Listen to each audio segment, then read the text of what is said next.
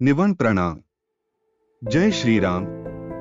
जय श्री कृष्णा। राधे राधे राधे मित्रों, सनातन संस्कृति जागृति अभियान में आपका स्वागत है। गीता सार। यदा यदा ही धर्मस्य ग्लानिर्भवति भारत अभ्युत्थानम धर्मस्य तदात्मानं सृजाम्यहम्। अर्थ है भारत, जब जब धर्म का लोप होता है और अधर्म में वृद्धि होती है, तब तब मैं धर्म के अभ्युत्थान के लिए स्वयं की रचना करता हूं, अर्थात अवतार लेता हूं। सब्सक्राइब करके आशीर्वाद जरूर दे, लाइक एवं कमेंट करें अगर ठीक लगे तो, परंतु वीडियो को पूरा जरूर देखें। हम अपने भारतवासियों को अगर हम परम सुखी करना चाहते हैं तो केवल वस्तु और व्यवस्था से नहीं कर सकते, उनका बौद्धिक स्तर सुधरना चाहिए। आज हमारे समाज का बौद्धिक स्तर गिरता चला जा रहा है, बहुत चिंता का विषय है। हम सुविधाएं दे देंगे, हम विविध प्रकार की भोग सामग्रियां दे देंगे, लेकिन उनके हृदय की जो मलिनता है, जो हिंसात्मक वृत्ति है, जो अपवित्र बुद्धि है, ये जब तक ठीक नहीं होगी तब तक हमारा देश धार्मिक देश है, हमारे यहाँ धर्म की प्रधानता है। तो इसी बात को बार बार हम सबसे निवेदन करते हैं कि ये जो हमारी नई पीढ़ी है, इसी से हमारे राष्ट्र की रक्षा करने वाले प्रकट होते हैं। जो विद्यार्थी जन है, उन्हीं में कोई एमएलए बनता है, उन्हीं में कोई सांसद बनता है, उन्हीं में कोई मुख्यमंत्री बनता है, उन्हीं में कोई राष्ट्रपति या प्रधानमंत्री उन्हीं में अपने लोग भी सब थे।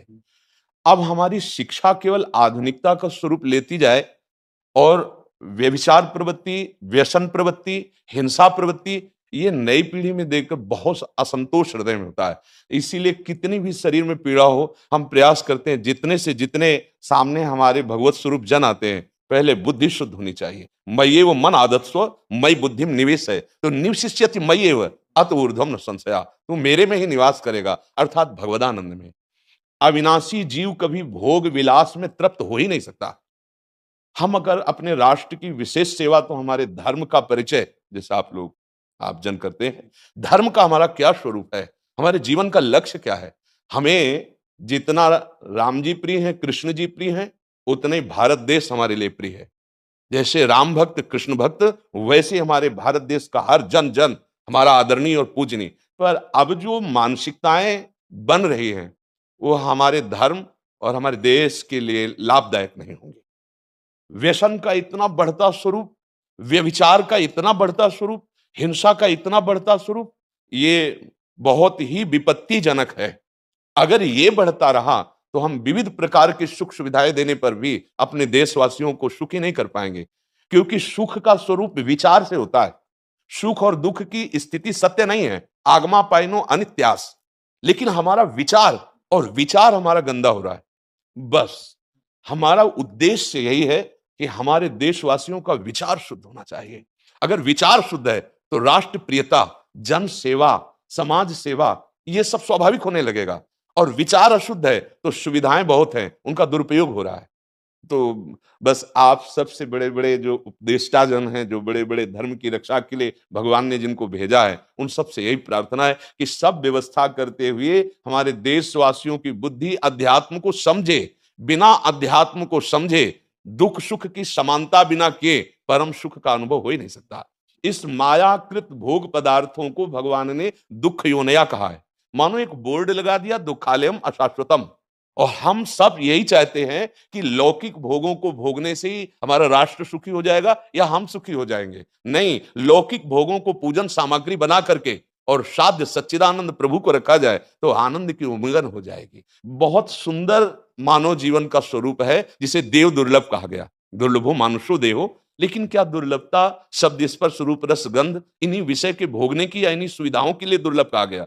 दुर्लभ है किसी सच्चिदानंद सुख के लिए। और उस सुख को तो हम भूले हुए, एकदम बहते हुए शब्द स्पर्श रूप रस गंध के प्रवाह में चले जा रहे हैं और इसी को सौभाग्य समझ रहे हैं कि हमें सुख प्राप्त हो रहा है। नहीं, हम सबसे प्रार्थना करते हैं कि आप अपने धर्म को समझिए। आप अपने स्व को जहां जहां स्थापित करते चले जा रहे हैं, आप उसे गंदा करते चले जा रहे हैं। मदिरा में, हिंसा में, द्यूत कीड़ा में, व्यभिचार में, इसे दोष नहीं समझा जा रहा आज। और हमारे शास्त्र और हमारा धर्म इसको निषेध करता है। कलयुग की स्थिति बताई गई है। छोटे छोटे बच्चे व्यसन करने में लग गए। आज स्कूली विद्यार्थी जिनको ब्रह्मचर्य से पुष्ट होना चाहिए, वो ब्रह्मचर्य नष्ट कर रहे हैं। ये बड़ा चिंता का विषय है। हमारे देश के लिए जो जवान चाहिए, हमारे देश के लिए जो भक्ति चाहिए, उसमें बुद्धि और शरीर बल दोनों होना चाहिए। शरीर बल क्षीण हो रहा है क्योंकि व्यभिचार प्रवृत्ति में बहुत कमजोर अवस्था में, जैसे गेहूं की फसल है और गलेथ में काट ली जाए तो ना दाना मिलेगा ना सही भूस मिलेगा। ऐसे ही 20 वर्ष की अवस्था तक यदि ब्रह्मचर्य नष्ट कर दिया जाए तो वो गृहस्थ के योग्य में नहीं रह सकता। राष्ट्र सेवा की क्या बात है। हमारे राष्ट्र सेवा के लिए बहुत विशाल हृदय की आवश्यकता है, हमारे शरीर को बहुत स्वस्थ रखने की आवश्यकता है, तभी हम समाज सेवा, राष्ट्र सेवा। तो शरीर और बुद्धि दोनों का स्वस्थ होना बहुत आवश्यक है। तो शरीर को तो नष्ट किया जा रहा है विषय भोगों में।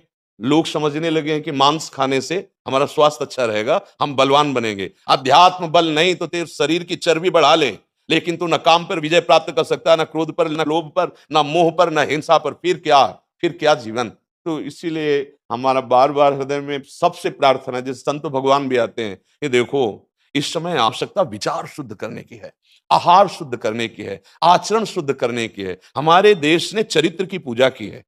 रावण किसी बात में कम नहीं था।